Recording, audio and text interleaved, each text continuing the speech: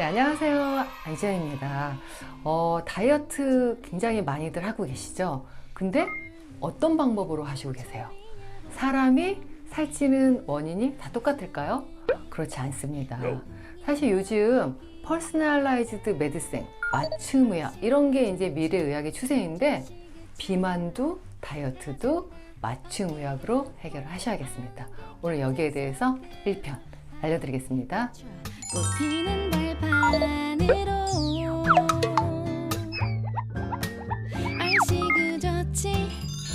이 생리적으로 우리가 피지올로지컬리 우리가 먹는 양은 사실 정해져 있어요. 어느 정도 먹으면 포만감 호르몬을 갖다 뇌에다 신호를 줘서 그만 먹게 하고 이게 안에 모든 그 기전이 이렇게 다 세팅이 돼 있는데 이게 깨지는 이유는 첫 번째는 호르몬 불균형입니다. 그래서 요거에 대해서 여러 연구가 있었는데요. 우리가 쥐를 갖고 연구한 건데 쥐에 그 유전자 어떤 물질을 뺐더니 이 쥐가 살이 막 찌는 거예요. 그래서 이 뺀 쥐에다가 일반 쥐의 피를 통하게 했더니 다시 살이 빠졌다는 거죠. 그래서 그 제거한 물질을 갖다가 발견해서 렙틴이라고 명명했고요. 그리스어로 렙토스에서 유래했는데 이게 이제 뭐 날씬한 이런 뜻이라고 합니다. 그래서 렙틴을 발견하고 나서는 모든 사람들이 정말 뭐 유레카 할 정도로 이제는 뭐 살은 금방 빼겠구나. 우리가 렙틴을 주사를 하면은 뭐 그만큼 살이 빠질 수 있으니까 해서 쥐에서 연구한 그 물질을 잘 주사로 만들어서 비만한 사람들한테 렙틴 주사를 놔줬죠. 그랬더니 결과는 생각지도 못하게 비만한 사람들의 한 5에서 10%만 효과를 보고 대부분은 렙틴 주사를 놨는데 살이 빠지지 않았던 거예요. 그래서 그 원인을 봤더니 오히려 이 렙틴이라는 물질은 지방 세포에서 만들어지는 건데 사람들이 비만해지는 게 요 렙틴이 적어서가 아니라 비만해질수록 렙틴이 많이 생겨서 이게 살이 찔수록 렙틴이 뇌하수체라고 뇌에 적용하는 부위에 일을 하는 걸 저항을 하게 되는 거죠. 그래서 이걸 렙틴 저항성이라고 합니다. 그러니까 쉽게 예를 들면 우리가 식당에서 제대로 이렇게 그 적절한 종업원분이 있을 때는 잘 돌아가는데 우리가 위드 코로나로 갑자기 이게 풀렸던 것들이 이렇게 해제가 되면서 사람들이 막 많아지면 어때요? 우왕좌왕 그 식당에 마비가 되고 일을 못하죠. 렙틴도 마찬가지예요. 제대로 있을 때는 작동을 해서 포만감도 생기고 안에서 지방대사가 잘 되게 하는데 이게 갑자기 살이 찌면은 렙틴이 더 많이 생기면서 렙틴이 안에 수용체에 붙는 그 과정이 단절이 되면서 렙틴 저항성이 생기는 겁니다. 그래서 결국은 이 비만이라는 거 살을 빼려면 렙틴 저항성이 해결이 돼야 되고요. 이 렙틴 저항성을 불러일으키는 원인이 인슐린 저항성입니다. 그래서 많은 다이어트 책이나 요즘 많은 유튜브들 인슐린 중요하다. 인슐린이 비만을 일으키는 또 그런 뭐 원인이 된다. 이런 얘기들이 나오고 있는데요. 우리가 인슐린은 우리가 먹은 이 포도당을 세포 안으로 넣어주는 그런 호르몬이죠. 근데 인슐린이 작용하는 대표적인 그런 기관이 간하고 근육하고 지방이에요. 그래서 우리가 음식을 먹을 때 인슐린이 작동을 잘하면은 근육에서 일단 포도당을 빨리빨리 근육으로 받아들여 갖고 에너지로 쓰이게 하고 또 간에서는 새로운 그 포도당 신생 합성을 통해서 혈당을 조절하는 역할을 했는데 인슐린이 이렇게 저항성이 생겨서 일을 잘 못하면은 근육에서는 포도당으로 에너지를 못 쓰게 되고 그러다 보니까 뭐 당연히 지방도 잘 안 쓰게 되겠죠. 그러니까 지방대사가 잘 안 되고 간에서는 지방이 계속 합성이 되면서 지방간도 생기게 되고 결국은 인슐린이 세포 안으로 포도당을 넣지 못하니까 어디다 갖다 넣겠어요? 지방세포에다 갖다 놔서 점점 지방세포가 늘어나는 거기 때문에 이 인슐린 저항성이 생기면 지방세포가 다시 재정비돼서 분해가 되지 않고 오히려 저장하는 창고로 합성이 되는 그런 역할을 하게 됩니다.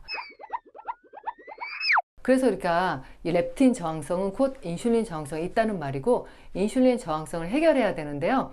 특히 안타깝게도 우리가 음식을 먹지 않을 때도 기본적인 이 기저 인슐린 분비가 있는데 이 비만의 지수로 기저 인슐린 분비가 높다는 거예요.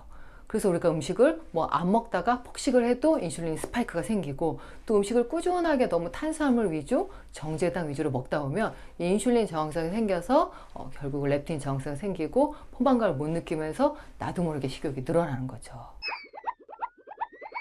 인슐린 저항성은 그래서 여러분들이 뭐 탄수화물 위주로 많이 식사하셨던 분들, 과식하셨던 분들, 특히 이제 뭐 비만하신 분 중에서 뭐 당뇨 가족력이 있는 분들 이런 분들이 있는데 인슐린 저항성에 뭐 여러 가지 뭐 공식이 있지만 요즘은 가볍게 아침 공복에 인슐린 수치를 갖고 또 인슐린 저항성이 있나 이걸 볼 수가 있는데 2002년에 오베시티 리서치에서 샌 안토니오 이 신장 연구에서 8년 이상 이렇게 추적한 결과 공복 인슐린 농도가 우리가 체중 증가와 아주 상관관계가 크다는 사실이 밝혀졌습니다. 그래서 우리가 그냥 공복 인슐린 농도만 갖고도 우리가 한 6이하가 정상인데 이거 인슐린 저항성이 있구나 이런 경우에는 렙틴 저항성도 있고 결국 이걸 해결해 줘야지 체중이 감량될 수 있습니다.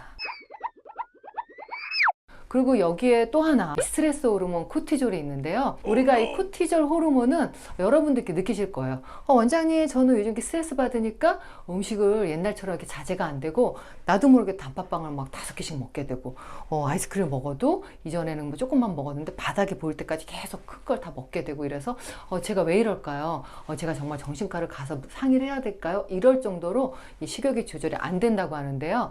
결국 이 스트레스 호르몬 코티졸 때문입니다. 이 스트레스 호르몬 코티졸은 사실 이 스트레스의 단계에 따라서 분비되는 게 다른데 이 스트레스가 저항기가 있고 경계기가 있고 고갈기가 있어요. 이 스트레스 저항기 때는 이 당분을 빨리빨리 쓰니까 지방도 에너지를 써서 오히려 살이 좀 빠지게 되는데요. 이게 이제 경계기 또 안에 고갈기로 되면은 몸 안에서는 혈당을 빨리빨리 올려야 되니까 오히려 지방을 갖다가 꽁꽁 쌓아둬서 저장하는 역할을 하고요.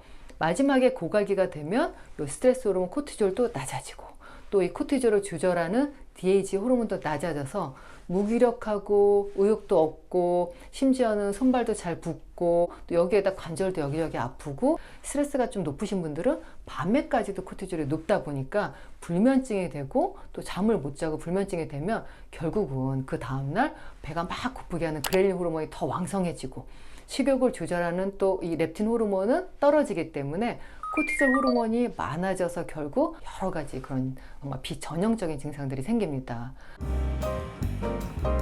이렇게 호르몬 불균형은 내 의지와 상관없이 식욕 조절이 안 되게 하고 또 몸에서는 이 무기력하고 안에 이 내 마음 건강 또 이 육체적인 거 또 안에 지방 대사까지 다 연결이 되어 있기 때문에 사람들이 살찌는 원인이 다 똑같지 않다는 거 이제는 아셨죠? 그렇기 때문에 내가 살이 찌는 원인을 잘 찾아보고 나한테 맞는 그런 똑똑한 방법으로 다이어트 하시기 바랍니다. 감사합니다.